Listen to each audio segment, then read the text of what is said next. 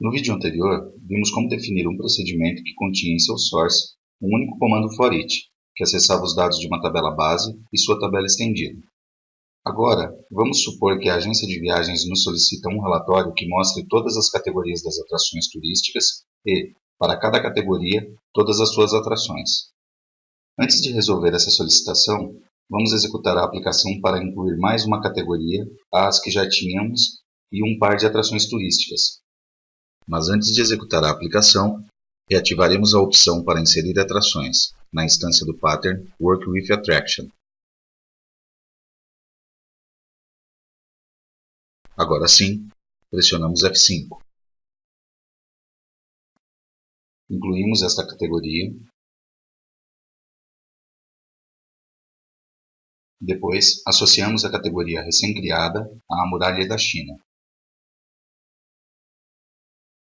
E adicionamos o Cristo Redentor.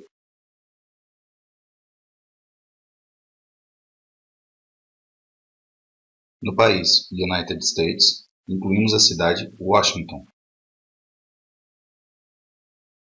Para incluir o Instituto Smithsoniano.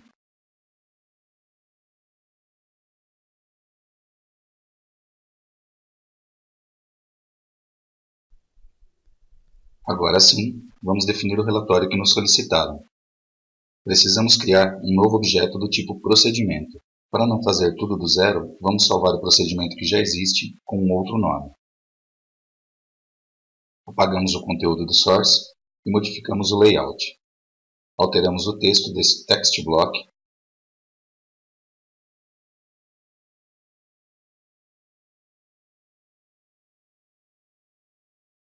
e adicionamos um print block para mostrar todas as categorias. Podemos criá-lo em qualquer posição, porque a ordem de impressão dos print blocks é determinada no source. Porém, vamos adotar como boa prática colocá-lo na posição em que será impresso, para podermos visualizar melhor como ficará quando estiver em execução. A este novo print block daremos o nome de Categories e incluiremos ali um text block Category.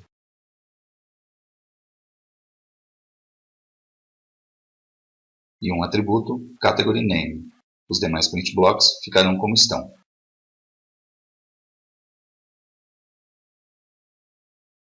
Observem que temos dois print blocks com conteúdos fixos, Title e Column Titles, e dois print blocks com conteúdos variáveis, cujas informações deverão ser extraídas do banco de dados, Categories e Attractions. Ambos contêm atributos. Categories tem Category Name, da tabela Category, e Attractions contém todos esses atributos que pertencem à tabela estendida de Attraction, como já havíamos visto. Agora passemos ao source.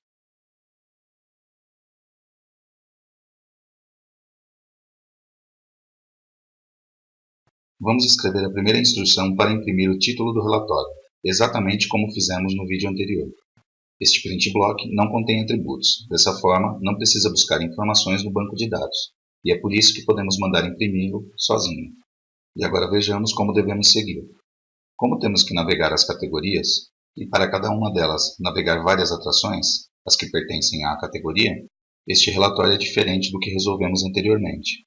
No relatório anterior, navegávamos as atrações, e como cada atração tem um só país, podíamos recuperar o nome do país de cada atração recorrendo à tabela estendida da tabela base que estávamos navegando.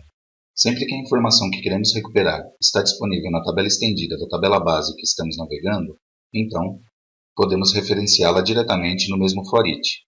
Era o caso de Country Name. Agora, se estamos navegando uma tabela, no nosso caso, Category, e necessitamos para cada registro percorrido navegar vários registros relacionados que estão em outra tabela que não pertence à tabela estendida da tabela que estamos navegando ou percorrendo, como é o nosso caso agora com a tabela Attraction, então necessitaremos escrever outro for each dentro do primeiro, para percorrer o conjunto de registros relacionados. Quer dizer, teremos um for each aninhado dentro de outro. Voltemos então ao source do nosso procedimento e vamos começar a escrever um primeiro for each para navegar e mostrar as categorias.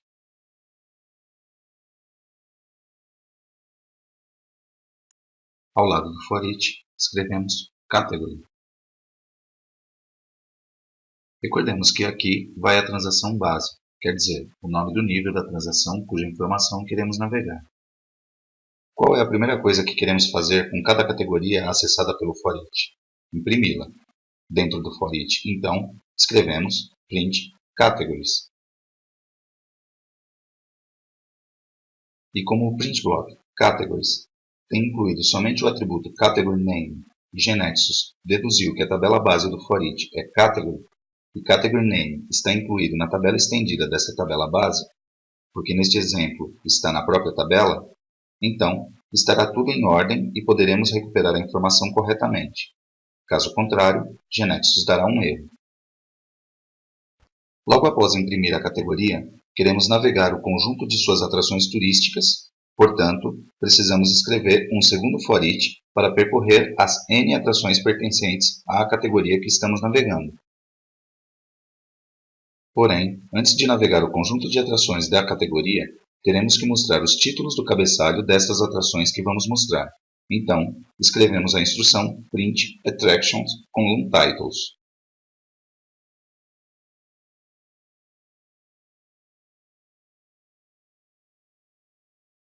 E agora sim, escrevemos o segundo foreach dentro do corpo do primeiro.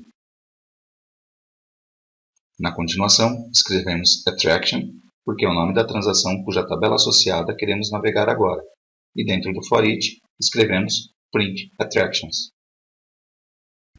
Em seguida, end for para fechar esta navegação e outra vez end for para fechar a primeira.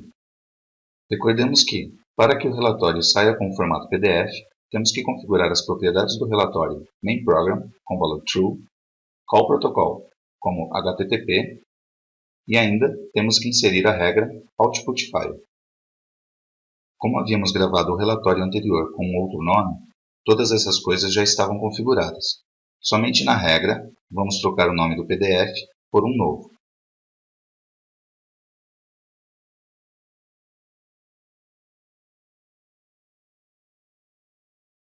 Salvamos e vamos executar este relatório, F5. Observemos que foram listadas todas as categorias que havíamos cadastrado. E, para cada uma delas, foram listadas as atrações que pertencem a essa categoria. Com isso, resolvemos a solicitação feita pela agência de viagens.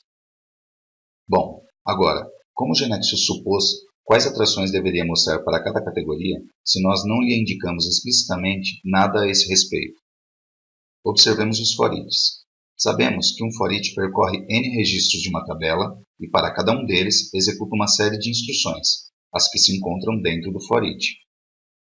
Dentro do corpo do primeiro foreach, cada vez estaremos posicionados em uma e somente uma categoria. Dizemos que a categoria está instanciada em cada vez. É a categoria tal. Quando termina-se de executar as instruções do corpo, só então passa-se para a próxima categoria. Porque antes de começar a executar o foreach alinhado, Genexus já sabe em qual categoria está posicionado neste momento. É por isso que escrevemos um foreach que navega as atrações, sem agregar nenhuma cláusula where para filtrar aquelas atrações que atendam à condição de que sua categoria coincida com a categoria em que estamos posicionados dentro do primeiro foreach. Como Genexus fez para estabelecer esse filtro sem que precisássemos escrevê-lo? A resposta está na forma em que escrevemos o foreach. Se dois comandos foreach são escritos um depois do outro, então são independentes entre si. Por outro lado, se escrevemos um foreach dentro de outro, é porque para cada registro da primeira navegação, queremos percorrer um conjunto de registros na segunda. Quando escrevemos comandos foreach alinhados, Genexus determina para cada foreach a tabela base que navegará, e depois verifica se existe alguma relação entre essas informações. Em nosso caso, a tabela base do foreach externo é category e a tabela base do foreach interno é attraction. E Genexus tem o conhecimento de que existe um atributo comum entre essas duas tabelas. Esse atributo comum é category ID, que é chave primária em category e chave estrangeira em attraction. De modo que o atributo category ID faz com que as tabelas attraction e category se relacionem, como vemos aqui no diagrama, constituindo uma relação 1 para n. Quer dizer que para cada categoria existem várias atrações relacionadas.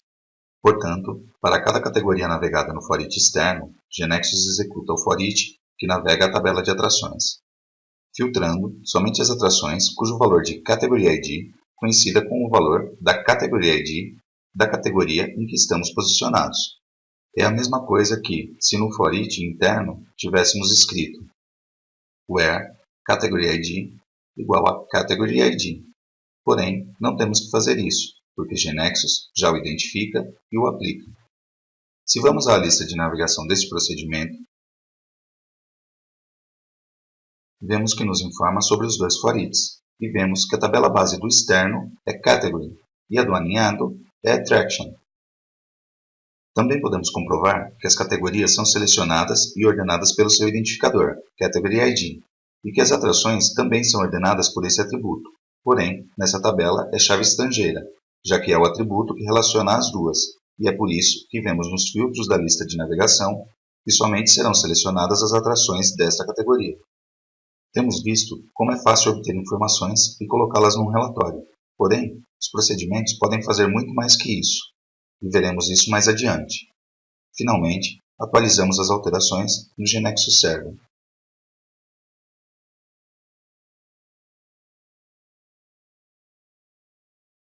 Resumindo o que vimos até agora, recordemos que quando escrevemos o comando for each aninhados, GeneXus determina para cada for each a tabela base que navegará, e depois busca se existe alguma relação entre essas tabelas base. Se a resposta é sim, como vimos no relatório deste vídeo, então aplicará um filtro automático nos registros percorridos pelo for each aninhado. Neste caso de for each aninhados, onde se filtra a informação com base em um critério de relacionamento, chamamos a isso de join. Por outro lado, se a resposta à pergunta sobre se existe relacionamento for não, então não aplicará filtro nenhum. Serão impressos todos os registros do for each aninhado para cada registro do for each externo. A esse tipo de for eachs aninhados, em que não se encontra relação implícita, chamamos produto cartesiano. Com certeza, o desenvolvedor sempre pode especificar condições de filtro explícitas, escrevendo-as diretamente no for each com as cláusulas where. Nesses casos, assumimos que as tabelas eram diferentes. No vídeo seguinte, veremos o que acontece quando as tabelas do for each externo e do aninhado são a mesma tabela.